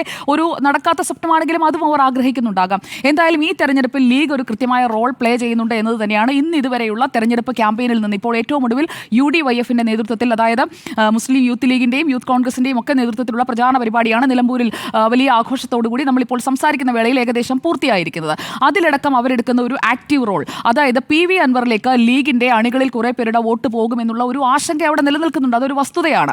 അതോടൊപ്പം തന്നെ ആര്യാടൻ ഷൗക്കത്തിന്റെ ഈ സിനിമകളടക്കം അതിഷ്ടപ്പെടാത്ത കുറേ ആളുകൾ, അതായത് ഈ പറയുന്ന ലീഗിന്റെ ഭാഗമായി നിൽക്കുന്ന, അതുപോലെ തന്നെ കാന്തപുരത്തിന്റെ ഭാഗമായി നിൽക്കുന്ന, അങ്ങനെ PV അൻവറിന് വോട്ട് ചെയ്തിട്ടുള്ള കുറേ ആളുകളുടെ വോട്ട് അത് അതേപടി ഇക്കുറിയും വീഴാനുള്ള ഒരു സാധ്യതയുണ്ട്. കാരണം മറുഭാഗത്ത് ആര്യാടൻ ഷൗക്കത്താണ്. VV പ്രകാശ് ആയിരുന്നെങ്കിൽ, അല്ലെങ്കിൽ VV പ്രകാശ് മത്സരിച്ചപ്പോൾ അവിടേക്ക് പോയ വോട്ടുകൾ തിരിച്ച് അൻവറിലേക്ക് ഷിഫ്റ്റ് ചെയ്യാനുള്ള ഒരു സാധ്യതയും നമ്മൾ കാണേണ്ടതുണ്ട്. ഇവിടെ ഇപ്പോൾ ഏറ്റവും ഹോട്ട് ടോപ്പിക്കായിട്ട് നിൽക്കുന്നത് KC വേണുഗോപാൽ ഉയർത്തിവിട്ട ഈ പെൻഷൻ വിവാദം തന്നെയാണ്. അപ്പോഴാണ് ഇന്ന് ധനവകുപ്പിന്റെ ഭാഗത്ത് നിന്ന് ഒരു കുറിപ്പായി അതിനുള്ളിൽ, അതായത് ഒരു തെരഞ്ഞെടുപ്പ് സമയത്ത് പ്രഖ്യാപനമായി നടത്തുകയല്ല, എന്നാൽ കൃത്യമായ കമ്പാരിസൺ ജനങ്ങളിലേക്ക് എത്തിക്കുകയാണ്. പോളിംഗ് കഴിഞ്ഞ് പിറ്റേ ദിവസമാണ് പെൻഷൻ വിതരണം. പക്ഷേ ഈ സാമൂഹ്യ സുരക്ഷാ പെൻഷനെ കുറിച്ച് 1600 രൂപ വീതം ജൂൺ 20 കൊടുക്കുന്നത്, ഞങ്ങൾ കൊടുക്കുന്നത് 62 ലക്ഷം പേർക്കാണ്, അതിനായി ഞങ്ങൾക്ക് ചെലവാകുന്നത് ഇത്ര രൂപയാണ് എന്ന് പറയുകയും അതിന്റെ ഒരു താരതമ്യം UDF കാലത്ത് 9011 കോടിയാണ് ആകെ ചെലവായിട്ടുള്ളത് എന്ന ഒരു താരതമ്യവും അവിടെ നടത്തുകയാണ്. അത് ഈ പെൻഷൻ വിഷയം മണ്ഡലത്തിൽ വോട്ടാക്കി മാറ്റുന്നത് ഉറപ്പിച്ചു തന്നെയാണ്. അല്ലെങ്കിൽ ഇന്ന് അങ്ങനെയുള്ള ഒരു ദീർഘമായ ഒരു കുറിപ്പോടുകൂടി ഈ പെൻഷൻ വിതരണത്തെക്കുറിച്ച് ധനവകുപ്പ് പറയുമായിരുന്നില്ല. അതായത് ചുരുക്കി പറഞ്ഞാൽ ഇത്രയേ ഉള്ളൂ, പരമാവധി വോട്ടുകൾ ഏത് വിധേനയും ഉറപ്പിക്കുക, അതിനു വേണ്ടിയിട്ടുള്ള ഒരു ക്യാമ്പിംഗ് ആണ് അവിടെ നമ്മൾ കാണുന്നത്. മുഖ്യമന്ത്രി ആയാലും ആ രീതിയിൽ തന്നെയാണ്. ഇന്നലെ ഒരു സൂപ്പർ സൺഡേ ഷോ ആയിരുന്നു. ആൻഡോ സാർ സൂചിപ്പിച്ചതുപോലെ PV അൻവറിന്റെ ഷോ ഗംഭീരമായിരുന്നു. പക്ഷേ അതിലുണ്ടായിരുന്ന ആളുകൾ അതേപടി പോളിംഗ് ബൂത്തിലേക്ക് എത്തുമോ, അതോ യൂസഫ് പത്താനെ കണ്ട് കൈവീശി കാണിച്ച് പോയതാണോ എന്ന ഒരു ചോദ്യം മറുഭാഗത്ത് UDF ഉയർത്തുന്നുണ്ട്. പക്ഷേ PV അൻവർ പറയുന്നു എല്ലാ പഞ്ചായത്തിൽ നിന്നും ഈ ആളെ ഇറക്കി, അതുപോലെ ജൂനിയർ ആർട്ടിസ്റ്റുകളെ ഇറക്കി എന്നൊക്കെയുള്ള അപവാദം നേരത്തെ കേട്ടതുകൊണ്ട് എല്ലാ പഞ്ചായത്തിൽ നിന്നും താൻ ആളെ കൊണ്ടുവന്നതാണ് എന്ന് PV അൻവർ പറയുന്നു. 2 ദിവസം കൊണ്ട് സജ്ജീകരിച്ച ഒരു പ്രചാരണ പരിപാടിയാണെന്ന് പറയുന്നു. അത് നമുക്കറിയേണ്ടത് പോളിംഗ് ബൂത്തിലാണ്. ഒരു 20,000 to 22,000 എങ്കിലും PV അൻവറിന് അവിടെ പോൾ ചെയ്യാൻ കഴിഞ്ഞിട്ടുണ്ടെങ്കിൽ ചിത്രം മാറും. ആ അഡ്വാൻറ്റേജ് വരുന്നത് M സ്വരാജിനാണ്. കാരണം കൂടുതൽ വോട്ടുകൾ വരാൻ പോകുന്നത് LDFലേക്ക് വരാൻ സാധ്യതയില്ലാത്ത വോട്ടുകളാണ്. അല്ല എങ്കിൽ ഇപ്പോൾ UDF അവകാശപ്പെടുന്നത് പോലെ അപ് ടു 15,000 ആണ് അവർ ഭൂരിപക്ഷമായി ഇപ്പോൾ കരുതുന്നത്. ഇന്നത്തെ വരെയുള്ള കണക്കുകൂട്ടൽ UDF ക്യാമ്പിൻ്റേത് അങ്ങനെയാണ്. 15,000 വരെയുള്ള ഭൂരിപക്ഷം ഉണ്ടാകുമെന്ന്. വഴിക്കടവിലെ അനന്തുവിൻ്റെ മരണമൊക്കെ അത് മിസ്ഫയർ ചെയ്തു പോയ ഒരു പ്രചാരണ ടൂളായി മാറുകയാണ്. അതേക്കുറിച്ച് ഇപ്പോൾ ആരും മിണ്ടുന്നതേയില്ല. പന്നിക്കണിയെക്കുറിച്ചും UDF മിണ്ടുന്നതേയില്ല. പ്രചാരണ വിഷയങ്ങളിലൊന്നും അത് കാര്യമായിട്ടില്ല. ഇവിടെ ഇപ്പോൾ ജമാഅത്തെ ഇസ്ലാമി, പെൻഷൻ, മലപ്പുറം പരാമർശം, ഇത് മൂന്നുമാണ് കത്തിച്ച് നിർത്തുന്നത്. VD സതീശൻ ഇതിനകം തന്നെ കഴിഞ്ഞ ദിവസം പറഞ്ഞതാണ്, നിലമ്പൂർ തെരഞ്ഞെടുപ്പിൽ എന്ത് സംഭവിച്ചാലും, അതായത് നെഗറ്റീവ് ആയാൽ അതിൻ്റെ ഉത്തരവാദിത്വം എനിക്കാണ്, വിജയിച്ചാൽ കളക്റ്റീവ് റെസ്പോൺസിബിലിറ്റി ആണ് എന്ന്. അപ്പോൾ VD സതീശൻ അത് ഉൾക്കൊള്ളുന്നുണ്ട്. ഈ തെരഞ്ഞെടുപ്പിൽ UDF ആണ് ജയിക്കുന്നതെങ്കിൽ അതിൻ്റെ ഏറ്റവും വലിയ ബെനിഫിറ്റ് കിട്ടാൻ പോകുന്നത് VD സതീശനാണ്. കാരണം അയാൾ എടുത്ത തീരുമാനം ശരിയാണ്, അൻവറിനെ പുറത്ത് നിർത്തിയ തീരുമാനം ശരിയാണ് എന്ന് തെളിയാൻ പോകുന്നു. പറയുന്നു. അതേസമയം തെറ്റായി കഴിഞ്ഞിട്ടുണ്ടെങ്കിൽ ഈ രമേശ് ചെന്നിത്തലയും KC വേണുഗോപാലും എല്ലാം VD സതീശന്റെ മുന്നോട്ടുള്ള ആ മുഖ്യമന്ത്രി കുപ്പായത്തിലേക്കുള്ള ഓട്ടത്തിന് തടയിടുന്നതായിരിക്കും നിലമ്പൂർ തെരഞ്ഞെടുപ്പിന് ശേഷം നമ്മൾ കാണാൻ പോകുന്നത്. ഇവിടെ മൂന്നാം ടേം തേടുന്ന ഇടതുപക്ഷത്തിന് അതും വളരെ ഡിസിസീവായി നിൽക്കുന്ന സമയമാണ്. അതുകൊണ്ടാണ് ഒരു ഭരണവിരുദ്ധ വികാരം ഇല്ല എന്ന് തെളിയിക്കുന്നതിന് വേണ്ടി മുഖ്യമന്ത്രി തന്നെ 3 ദിവസം ക്യാമ്പ് ചെയ്ത് ഇങ്ങനെ ഒരു ആന്റി ഇൻകമൻസി അവിടെ ഇല്ല എന്ന് സ്ഥാപിക്കാൻ നോക്കുന്നത്. ഞാനിവിടെ ഇത്രയും ദിവസം കണ്ടതിൽ നിന്ന് മുഖ്യമന്ത്രി ഈ വിഷയം മാറ്റിവിടാൻ നന്നായി ശ്രമിച്ചിട്ടുണ്ട്. ഒരു പോൾ മാനേജറെ പോലെയാണ് കഴിഞ്ഞ 3 ദിവസത്തെ പ്രചാരണത്തിലും പലയിടങ്ങളിലെ പ്രചാരണ യോഗങ്ങളിൽ അൻവറിനെതിരെ പറയുന്നത്, അതുപോലെ തന്നെ UDF-നെതിരെ പറയുന്നത്, ജമാഅത്തെ ഇസ്ലാമിക്കെതിരെ പറയുന്നത്. കൃത്യമായ ഒരു പോൾ മാനേജ്മെന്റ് മുഖ്യമന്ത്രി അവിടെ ഈ 3 ദിവസവും നടത്തിയിട്ടുണ്ട്. ഇവിടെ KC വേണുഗോപാലിന് ഇന്നത്തെ ഒരു അഭിമുഖം ഞാൻ കാണുകയായിരുന്നു. അപ്പോൾ അതിൽ അദ്ദേഹം വന്ന് പറയുന്നത് അന്തസ്സുള്ള വിജയം UDF-നുണ്ടാകും, എന്നാൽ ഭൂരിപക്ഷം എത്രയാകും എന്നുള്ളൊരു പ്രഡിക്ഷനിലേക്ക് പോകുന്നില്ല. കാരണം ടൈറ്റാണ് കോമ്പറ്റീഷൻ എന്നുള്ളത് KC തിരിച്ചറിയുന്നുണ്ട് എന്നാണ് ഞാൻ മനസ്സിലാക്കുന്നത്. സർക്കാർ വിരുദ്ധ വികാരം, അതിൽ എത്ര വോട്ടുകൾ കിട്ടും എന്നതാണ് പ്രധാനമായും UDF ഇപ്പോൾ കാൽക്കുലേറ്റ് ചെയ്ത് വെക്കുന്നത്. പക്ഷേ അതിൽ നിന്ന് ഈ സർക്കാർ വിരുദ്ധ വികാരം എന്ന് പറയുമ്പോൾ UDF-ലേക്ക് ആര്യാടൻ ഷൗക്കത്ത് വിരുദ്ധ വികാരം കൂടി അവർക്ക് അവിടെ മാനേജ് ചെയ്യേണ്ടതായിട്ടുണ്ട്. കാരണം ആര്യാടൻ ഷൗക്കത്ത് VV പ്രകാശിനെ പോലെ ജനകീയനായ ഒരു സ്ഥാനാർത്ഥിയൊന്നുമല്ല. ആര്യാടൻ മുഹമ്മദ് അവിടെ എങ്ങനെയാണ് കൃത്യമായി പോൾ മാനേജ്മെന്റ് നടത്തിക്കൊണ്ടിരുന്നത്, കൃത്യമായി ഹിന്ദു വിഭാഗത്തിലടക്കം ഇറങ്ങിച്ചെന്ന് വലിയ രീതിയിൽ ഇൻറോഡ്സ് ഉണ്ടാക്കിയിട്ടുണ്ട്. അങ്ങനെയാണ് ആര്യാടൻ മുഹമ്മദ് അവിടെ പോൾ മാനേജ്മെന്റ് നടത്തി. പക്ഷേ ആര്യാടൻ ഷൗക്കത്തിന് 2016 അതിന് സാധിച്ചിട്ടില്ല. 2011 വരെ ആര്യാടൻ മുഹമ്മദ് ജയിച്ചുകൊണ്ടിരുന്ന മണ്ഡലത്തിൽ 2016 ആര്യാടൻ ഷൗക്കത്ത് ദയനീയമായി പരാജയപ്പെടുകയാണ് ഒരു സ്വതന്ത്രനോട്.